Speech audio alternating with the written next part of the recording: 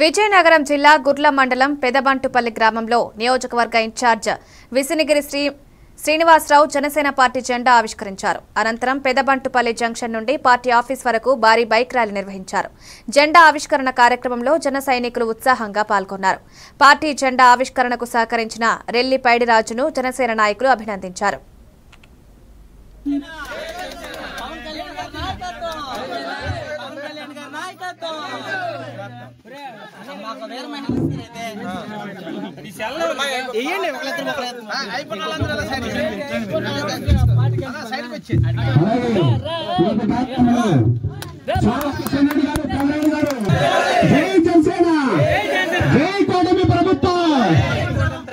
ఈ పార్టీలో మనం పనిచేస్తానంటే అతని గొప్పతనమే మనకు పేరు.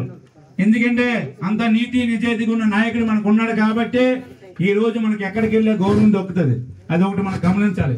ప్రతి నాయకులు ఉంటారు, కానీ అధినేత పవన్ కళ్యాణ్ గారు ఎప్పుడైతే కూటమిని కలిసి ఈ రోజు భూస్థాపన చేస్తామని చెప్పి జగన్మోహన్ రెడ్డి చెప్పారు, అదే విధంగా ఈ రోజు చేసి ఈ రోజు పరిపాలన అందిస్తున్నారు కూటమి ప్రభుత్వం.